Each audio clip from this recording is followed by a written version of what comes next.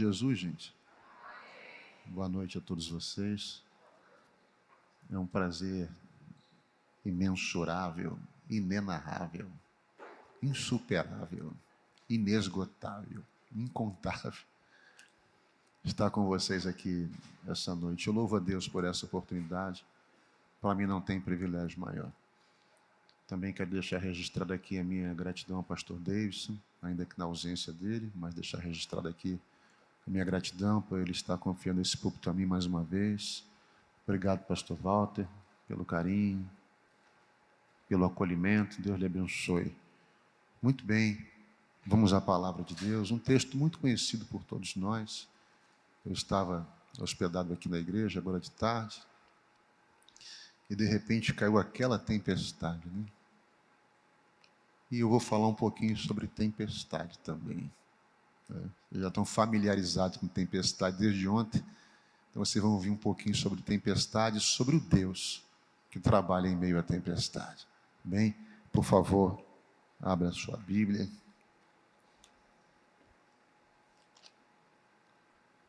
No Evangelho de Mateus, capítulo 14, a partir do verso 22. Evangelho de Mateus, capítulo 14, a partir do verso de número 22.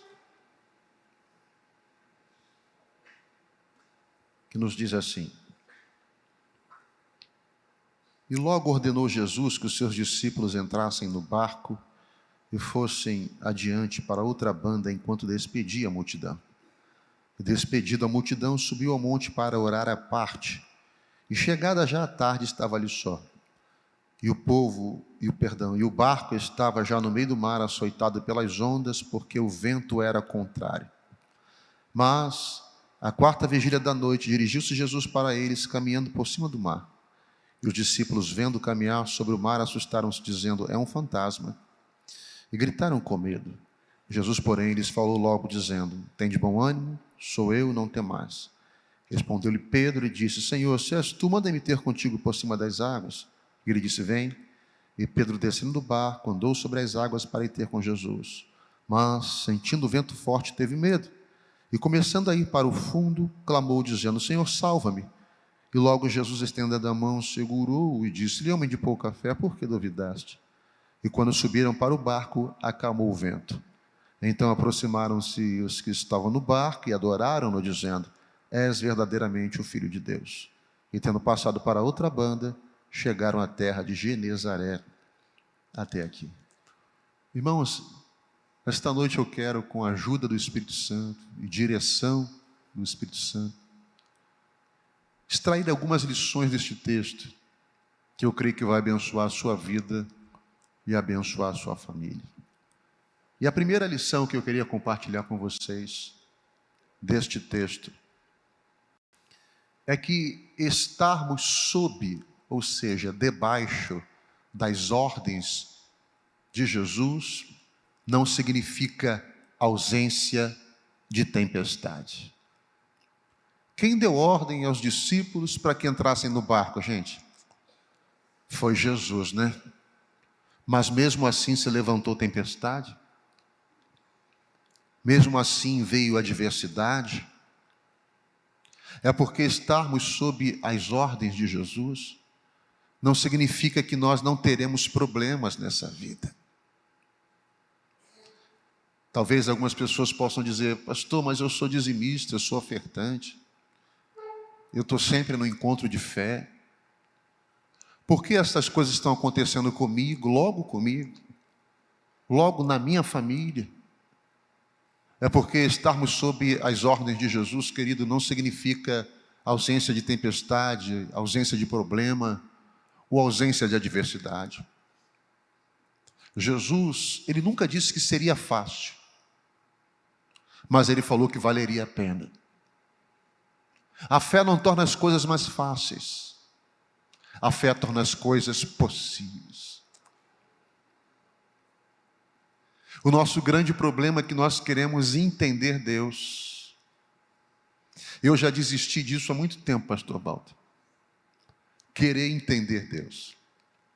Teve um homem na Bíblia que quis entender Deus e quase enlouqueceu. O salmista, do Salmo 139, ele diz: para onde eu me irei do teu espírito? Ou para onde eu fugirei da tua face? Se eu subir ao céu, tu aí estás. Se eu descer lá no Sheol, tu ali estás também. De certo que se eu tomar as asas da alva e habitar nas extremidades do mar, até ali a tua mão me guiará e a tua destra me susterá.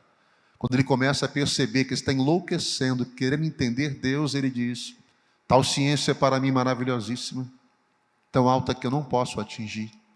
Melhor deixar isso para lá.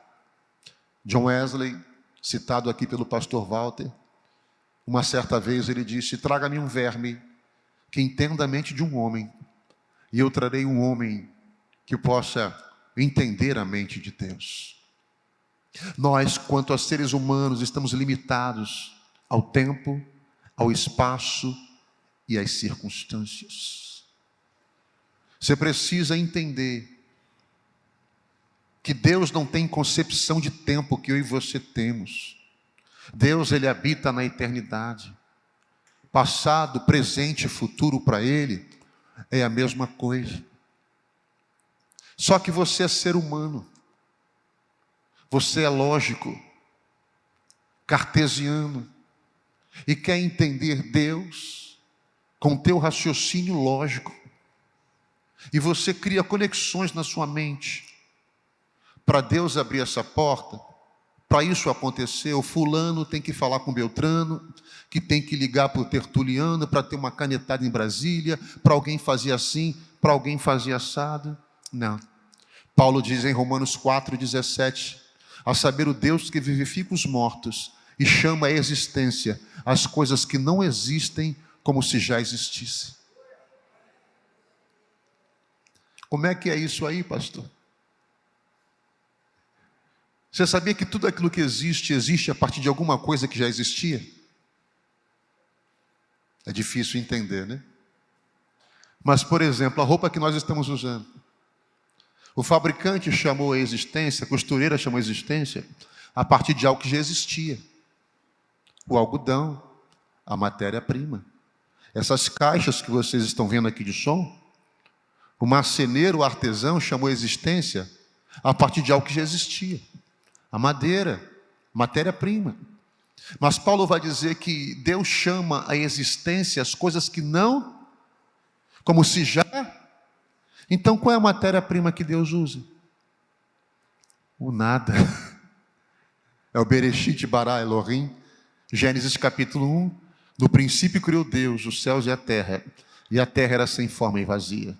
E havia trevas sobre a face do abismo, e o Espírito de Deus se movia sobre a face das águas. E disse Deus: haja. A partir de onde? Qual a matéria-prima? O nada. Ele libera a palavra e tudo acontece. Ele chama a existência aquilo que não existe como se já existisse. Pastor, melhora isso aí para eu entender. Você sabia que antes de José nunca houve cargo de governador no Egito? E nem depois de José teve cargo de governador no Egito? Foi um cargo único, criado só para ele. Onde o senhor quer chegar, pastor? Eu quero liberar uma palavra profética sobre a sua vida. Esse ano de 2023, vão ter que criar posições para te colocar. Porque o que Deus tem para a sua vida é único. Mais uma vez, o que Deus tem para a sua vida é único, extraordinário. E o nome que nós damos a isso é milagre. Só que nós queremos respostas o tempo inteiro, porque somos seres humanos e trabalhamos com respostas. Deus, por que isso? Deus, por que aquilo? Jó não teve resposta para o seu sofrimento. Ele viu Deus e isso bastou. Deus tem uma razão para a sua dor. Ele tem um propósito para essa luta, mas Ele tem uma recompensa para a sua fidelidade. Pastor, se eu estou lidando com coisas das quais eu não entendo, como eu vou agir? Se é sobrenatural, você vai usar. Vou tomar uma emprestada, uma palavra do pastor Walter aqui. Você vai usar uma das disciplinas que Deus te deu. Mas das ferramentas que Deus te deu, é a fé. Eu não estou entendendo por que isso comigo, Jesus. Mas pela fé eu entendo que a tua vontade é boa, é perfeita e agradável. A minha mente não consegue dimensionar, Senhor, por que isso tudo agora? Mas pela fé eu não vou desistir.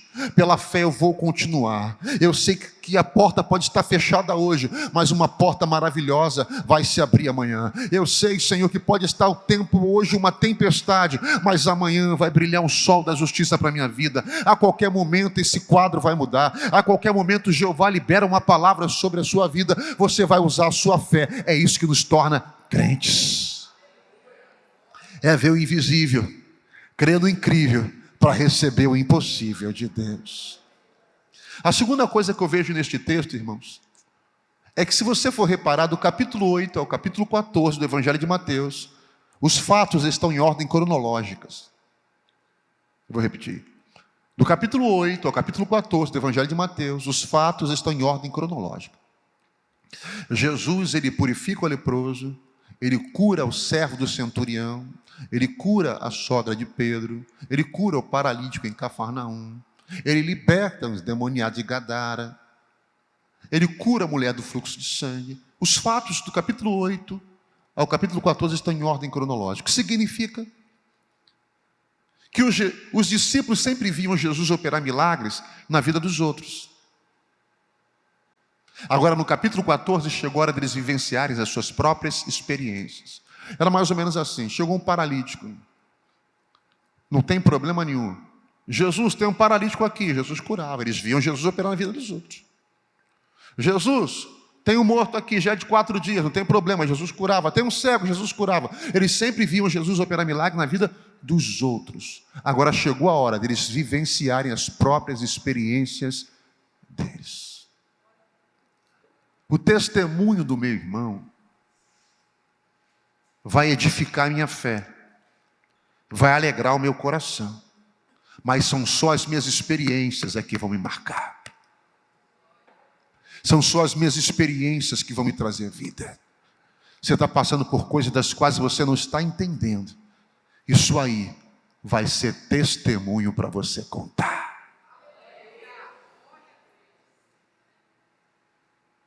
Louvado seja Deus. O versículo 24 do texto diz que o barco estava sendo açoitado pelas ondas, porque o vento era contrário. Está aqui uma coisa para a gente falar um pouco. O vento era... pastor, vento contrário, né? Eu, como dizem os eruditos, eu me debrucei sobre o texto para pesquisar, e em meio aos compêndios teológicos, né, as literaturas, eu me deparei com uma enciclopédia que eu tenho em teologia, filosofia, do Dr. Champlin, PhD em teologia. Sabe o que ele vai dizer sobre isso aqui? Ele vai dizer que os discípulos estavam navegando na costa do mar da Galileia. Se o vento fosse a favor, iria jogar o pequeno barco contra os rochedos. Se o vento fosse a favor, iria jogar o pequeno barquinho contra os pedregais. Mas o vento era... Então, peraí, o vento contrário era Deus preservando o barco e a vida deles. Então tudo muda. Porque isso que você pensa que é vento contrário, é Deus te preservando de coisas que você não está vendo. Nós só enxergamos um palmo diante do nosso nariz. Ele vê o amanhã. E nós não entendemos isso. Porque esse negócio fechou, Jesus. Porque esse visto foi negado. Porque que essa sociedade não deu certo. Porque as coisas não aconteceram em 2022 como eu pensei que iam acontecer. Querido, Deus sabe o que faz, Deus sabe o que tira, e Deus sabe o que traz. Jesus disse: o que eu faço hoje vocês não podem entender, mas entenderão depois. Quantos de nós passamos por isso? Coisas que nos aconteceram há 3 anos atrás, 4 anos atrás, 5 anos atrás, das quais nós murmuramos, não entendíamos, e questionamos a Deus, e hoje você diz, agora eu sei porque que Deus permitiu aquilo, eu sei porque que Deus fechou aquela porta. Meu amigo, Deus já está em 2024 te esperando. Jesus já está em 2025 te esperando. A vontade dele é boa, perfeita e agradável. A tua vontade pode até ser boa, pode ser até agradável, mas perfeita é só a vontade de Deus. Ele quer o teu bem, o bem da tua família, o bem da tua casa. Descanse na promessa de Deus. Esse vento contrário não é para a morte, é para a vida. Isso aí não é para maldição, é para bênção. Isso aí não é para derrota, é para vitória. Deus está preservando a tua vida de coisas que você não está vendo. Se eu fosse você, eu glorificava a Deus, bendizia a Deus, porque Ele é bom. E agora se levantou a tempestade, e o versículo 25 diz que na quarta vigília da noite, Jesus aparece andando sobre as águas em direção ao barco. Eu aprendo algumas coisas aqui, irmãos. Primeiro, como é que funcionavam as vigílias naquele tempo? A primeira vigília era o horário que compreendia de 6 da tarde a 9 da noite. Segunda vigília, 9 da noite à meia-noite. Terceira vigília, meia-noite a 3 da manhã. E a quarta e última vigília era o horário que compreendia entre 3 da madrugada às 6 horas da manhã. E Jesus veio em qual vigília, gente? Na última. E eu lendo esse texto, eu pensei, Jesus, por que tu não veio na primeira vigília? Eles teriam sofrido menos. Por que tu não veio? Tá bom, na segunda vigília, Jesus. Eles não estavam tão exauridos, tão cansados. Mas tu veio na última vigília, tu veio no limite das forças, quando todos já estavam desesperados, com medo. Por que, irmãos, às vezes Jesus faz assim? Por que a vitória não vem no início, no meio? Por que às vezes vem no fim? Sabe, e eu conversava com o Espírito Santo sobre isso. Sabe o que veio no meu coração, irmãos? Para falar contigo essa noite, é que na primeira vigília o tempo é o momento que nós ainda estamos muito seguros de nós mesmos. Surgiu o problema, mas o meu médico é o especialista, é o bambambam do Brasil, ele resolve o problema. Aí eu ainda tenho algumas reservas bancárias. A segunda vigília é onde você pode confiar nos seus amigos. Eu posso falar um pouquinho para você, 1 minuto sobre amigos? Só se eu ouvir um amém. Amigos não são opcionais, amigos são necessários, nós sabemos disso. Mas nós fazemos amigos em tempo de prosperidade. Mas só conhecemos os verdadeiros no tempo da necessidade. Você só tem amigos à medida que você é útil às pessoas. São verdades difíceis de serem digeridas. As pessoas não amam você. Elas amam aquilo que você faz. E quando você deixa de fazer, você não é mais amado. A quarta vigília da noite é quando os amigos vão embora. A quarta vigília da noite é quando todos te viram as costas. A quarta vigília da noite é o momento das frustrações e das decepções. A quarta vigília da noite é quando o diagnóstico diz, não tem jeito. A quarta vigília da noite é quando o céu está fechado e as portas estão trancadas. Mas é o momento em que você está humilhado, rendido, vazio de si mesmo. E você levanta os olhos para o céu e diz, Deus, se tu não fizer, ninguém mais pode fazer. Ele diz, eu posso. Você está preparado para o milagre.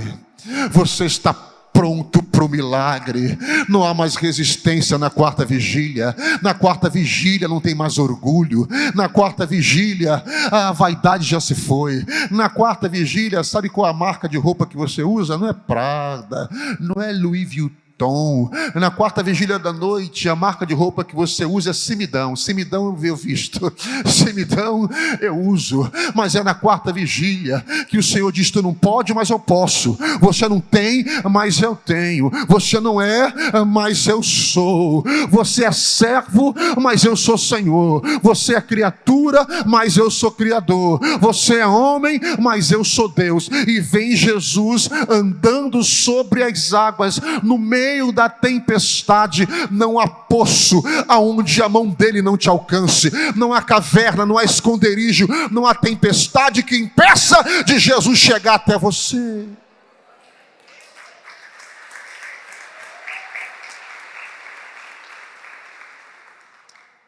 Ele vem andando sobre as águas. Nas minhas elucubrações mentais aqui, Jesus andando sobre as águas, pastor. Todo mundo desesperado no barco, achando que ia morrer, e Jesus andando sobre as águas, meu brother. Quem tem problema, amigo, é eu e você. Jesus não tem problema. Às vezes a gente pensa assim: para Deus me abençoar, olha só, tu imagina assim, Jesus no céu assim: ai meu Deus, o problema do Walter, o problema do Alfredo, do João, da Maria, como é que eu vou resolver isso? E chama Miguel, e chama Gabriel, e reúne a Trindade. Você está enganado, querido. Basta uma palavra. Basta Ele liberar uma palavra sobre a sua vida. Basta Ele liberar uma palavra sobre a sua casa, sobre o seu casamento, sobre a sua família. O céu não tem crise. Deus não conhece crise. Jesus, Ele desfaz, desata o nó da crise. E eu quero declarar hoje e liberar uma palavra sobre a sua vida, que Ele está indo em direção ao teu barco, em meio a esta tempestade. Diz Naum, capítulo 1, versículo 3, que em meio à tormenta e à tempestade, Deus tem o seu caminho. Talvez você esteja pensando: estou no meio de um labirinto, não tem saída. Em meio à tormenta e à tempestade, Ele tem um caminho. Ele vai te tirar daí, vai ancorar o teu barco em um porto seguro, e tu vai cantar o hino da vitória.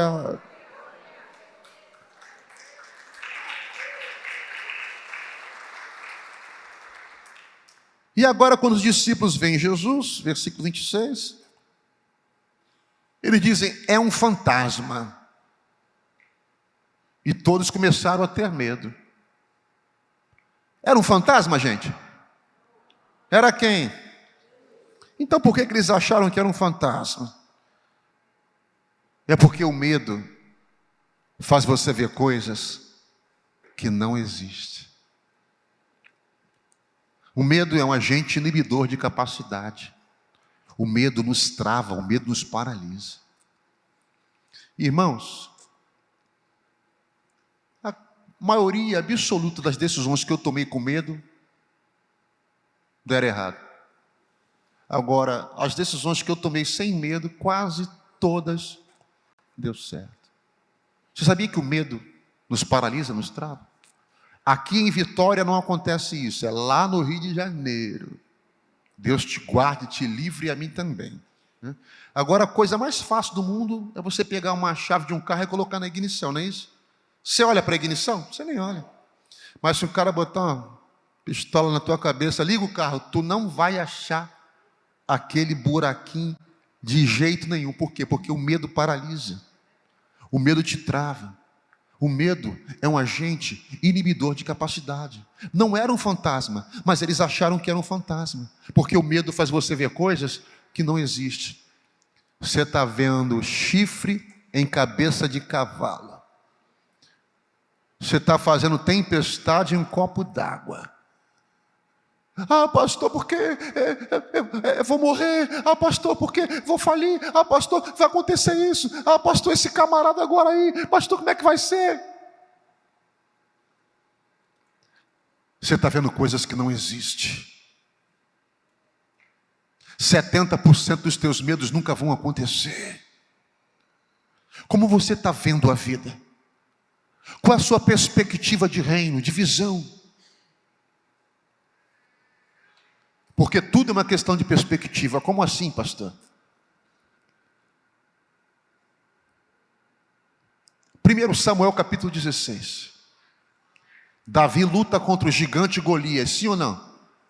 16, a luta no 17. Não foi contra o gigante Golias? Me mostra na Bíblia aonde Davi chamou Golias de gigante. E a gente faz campanha da queda do gigante. O gigante vai cair. Davi nunca chamou Golias de gigante. Pode ler o texto. Quem chama de gigante é aí você. Davi chamou ele de incircunciso filisteu, abusado, moleque, novinho. O que era circuncisão? A circuncisão foi o pacto que Deus fizera com Abraão. Todo macho nascido na tua casa vai ser circuncidado. Então a circuncisão era o pacto. Quando Davi diz assim, você é incircunciso, sabe o que Davi está dizendo? Você não tem pacto com Deus. Você vai cair. Porque você não tem pacto, quem tem pacto sou eu. Irmão, não é vingança, não é raiva, não é ódio, pelo amor de Deus. Mas entenda, eu não sei qual ambiente que você vive, mas onde Deus te colocou, repartição pública, escritório, eu não sei onde você trabalha, onde você convive, mas quem tem pacto com Deus é você. Não é aquele endemoniado que disse que ia te comer na farofa na encruzilhada, não é aquele oprimido que disse que ia acabar com a tua vida, não é aquele grupo de gente que se reuniu prometendo que essa promoção não ia ser tua. Poder no nome de Jesus vai chegar até você. Quem tem pacto com Deus é você.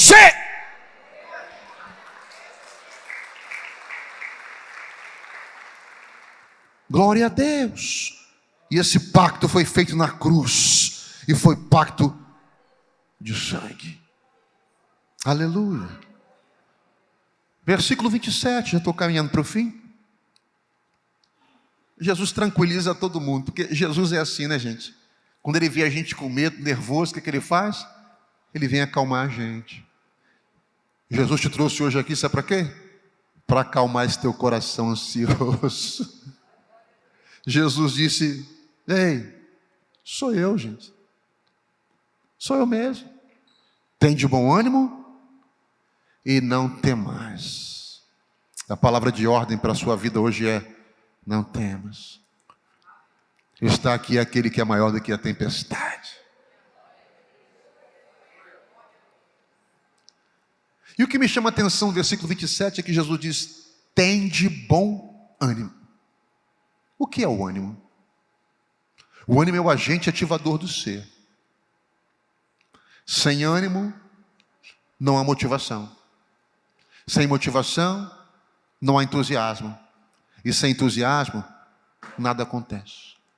Ânimo. Mandar o vento se calar e o mar se aquietar, parar a tempestade é com Jesus, mas ânimo é contigo. Jesus podia ter dito assim, recebam o meu ânimo, eis que eu vos dou ânimo. Por que na Bíblia nunca é assim? É sempre Jesus, Deus falando, tem de bom ânimo. É porque o ânimo é uma porta que se abre pelo lado de dentro. É você que tem que ter ânimo. Ânimo é contigo. Tempestade é com ele. Agora ânimo é contigo. Ânimo, meu amigo. Ânimo, minha amiga. Não sei se você é da minha época, mas na minha época tinha um desenho animado, o Lip e o Hard, o Leão e a Hiena. Tu riu porque tu é desse tempo, né? Aí o leão dizia, vamos subir aquela montanha, vamos pegar a ovelha, assar a ovelha. E a hiena dizia, ó vida, ó céu, não vai dar certo. Lembrou, né?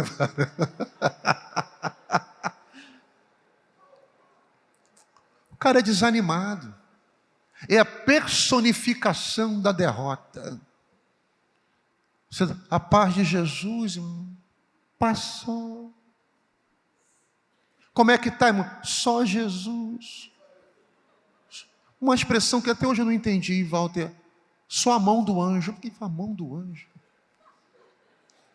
Estou no deserto, estou na tempestade. Teve um camarada que disse para mim assim: pastor, eu estou numa moenda terrível. Irmãos, eu imaginei o cara na moenda, igual cana, passando e voltando. Eu falei: misericórdia. Ânimo, ânimo. Sai daqui hoje com ânimo. Chega em casa, irmão. Reúne aquela família e diga: olha, hoje eu ouvi uma palavra na IABV. Deus vai mudar a nossa vida. Deus vai mudar a nossa sorte.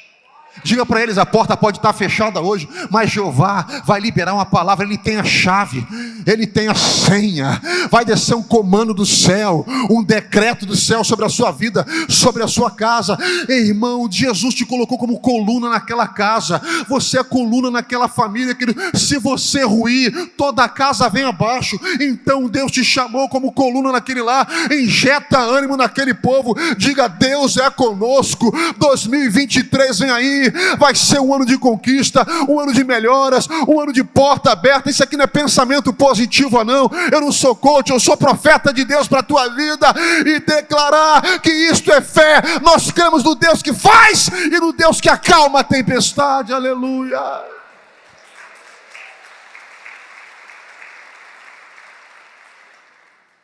Glória a Deus. E aí você conhece a história, né? O Pedro disse: és tu mesmo, manda-me ter sobre as águas contigo. Todo mundo critica o Pedro que não teve fé, né? Que afundou. Tu conhece outro homem que andou sobre as águas? Conhece? Eu também não conheço. O Pedrão andou, né? E teve um garoto que falou para mim uma coisa extraordinária: pastor, andou e andou 2 vezes. Eu falei: 2 vezes? Falei: mas aonde, filho? 2 vezes? Falei: andou. Ele andou quando ele foi e andou na volta com Jesus para o barco. Falei: é verdade, você está certo, cara. Andou para ir e andou para voltar. Jesus não voltou com ele no colo. E agora Jesus, ele entra no barco. Ele entra no barco. E aqui eu encerro, gente, falando 2 coisas para você. Lembra que eu falei sobre o medo? Vamos tentar imaginar eles no barco assim, desesperados, jogando água para fora. Se imagine se em determinado momento Pedro diz assim: Tiago, espera aí, quem deu ordem para a gente entrar no barco? Foi Jesus. Aí João diz assim: e ele falou que a gente ia se encontrar com ele do outro lado. Então a gente está debaixo de palavra, debaixo de promessa de Jesus. Então para que o desespero? Às vezes o medo nos rouba isso, as promessas de Deus. Você está debaixo de palavra, querida. Você está debaixo de promessa. E você vai chegar do outro lado. Chegar do outro lado nos fala de completude, de algo que se iniciou e terminou. Chegar do outro lado nos fala de algo que foi realizado completo. Eu quero declarar uma palavra profética sobre a sua vida. Você vai chegar do outro lado. Você vai concluir isso que se iniciou. O que Deus tem para você não é pela metade. O que Deus tem para você é completo. Mais uma vez, o que Deus tem para a sua vida vai ser completo. Jesus não tem meia bênção, meia cura, meio milagre, meia vitória. O que Deus tem para a sua vida vai ser total e completo. Agora, eu não vim para você hoje, aqui, dizer que o seu problema vai acabar de hoje para amanhã. Não é isso que eu estou falando. Pedro anda sobre as águas, sim ou não? Mas a tempestade tinha acabado? O que significa? A tempestade não acabou, mas tudo em volta de Pedro estava sob controle. É isso que eu estou querendo dizer. Eu não vim dizer que a sua tempestade, o seu problema vai acabar de hoje para amanhã. Mas Jesus não vai deixar isso te oprimir, isso te matar. Ele vai te colocar em uma posição em que você tenha controle sobre isso, até que Ele venha e te dê vitória total e absoluta sobre esse problema. Aplauda Jesus.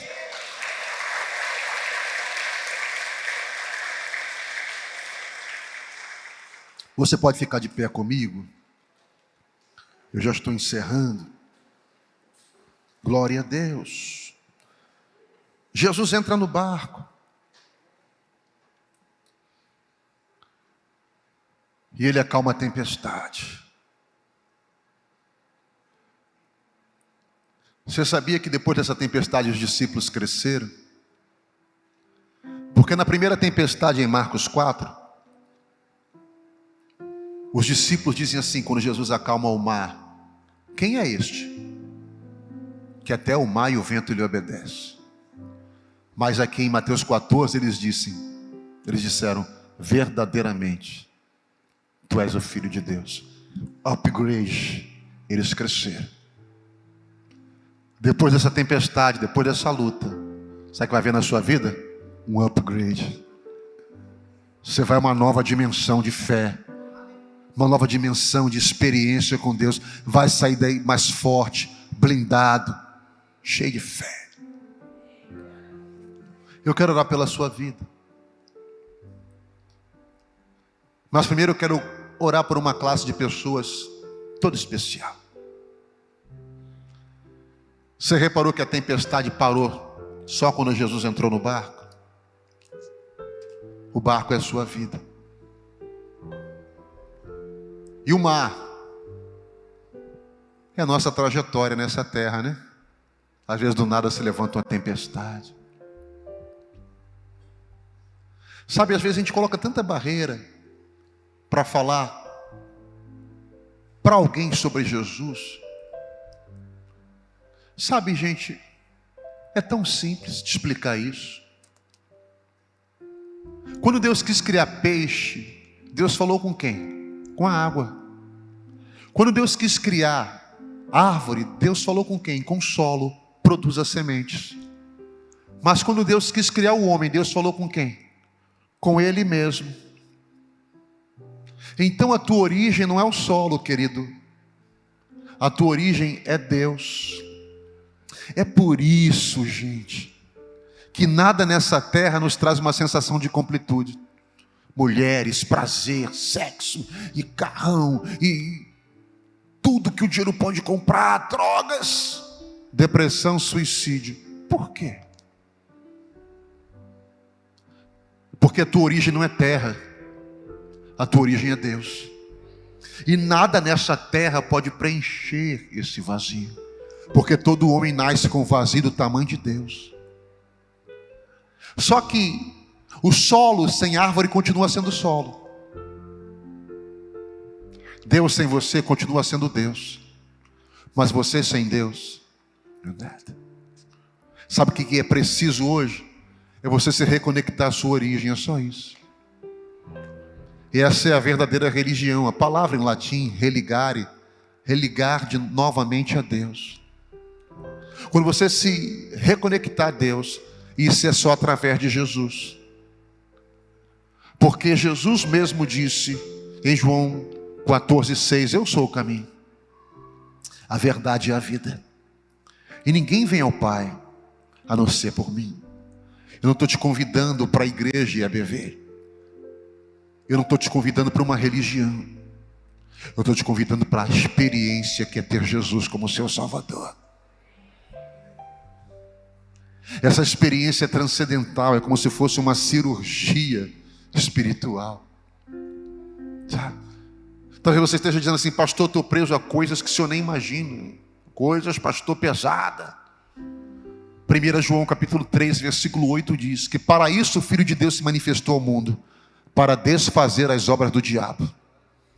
Não tem laço, não tem obra de feitiçaria, não tem mal que ele não desfaça na sua vida. Mas a decisão é sua. Então eu quero orar por você que quer ter esse encontro com Deus, se reconectar a Deus. A paz que você precisa só Jesus tem. O dinheiro não pode comprar, não vende em farmácia, os laboratórios da Pfizer não fabricam, só Jesus pode te dar. Eu quero orar por você que quer ter esse encontro com Jesus. Você que foi um instrumento de Deus para trazer essa pessoa aqui.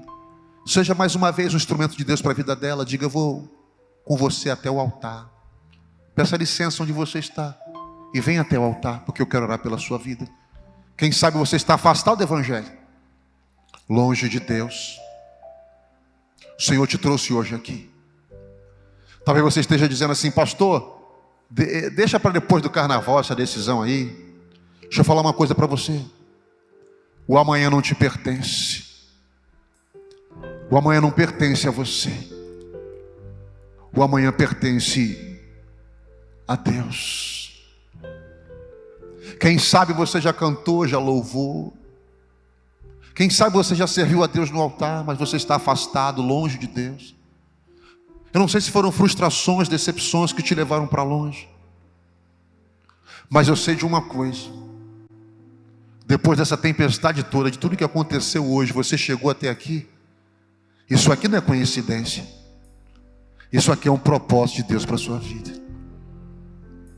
Então, enquanto nós estamos louvando ao Senhor aqui, você tem 1 a 2 minutos para pedir licença onde você está e vir até o altar. Você quer ter esse encontro com Jesus? Ou você quer voltar para Jesus? Eu quero orar pela sua vida.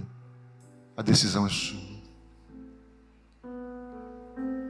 Cobre-me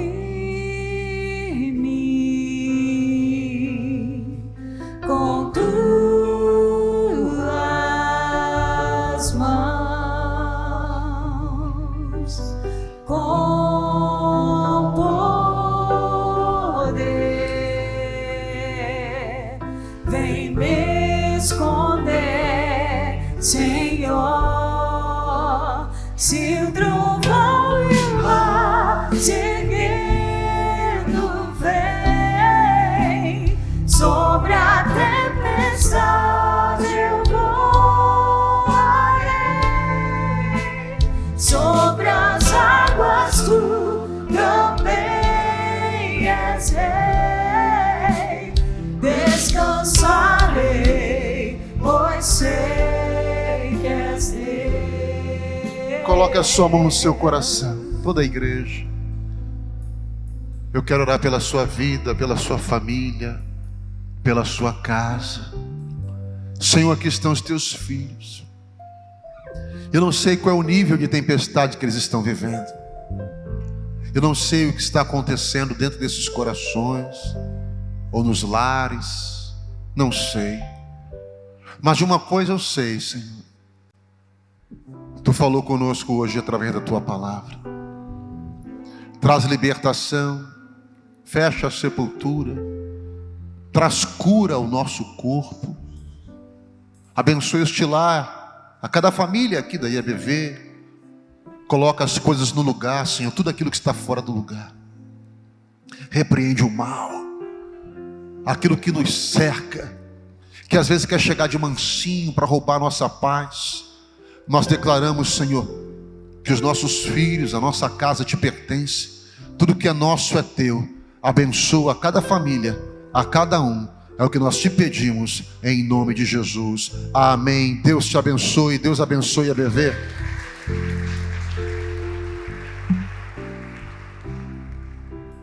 Descansarei, pois sei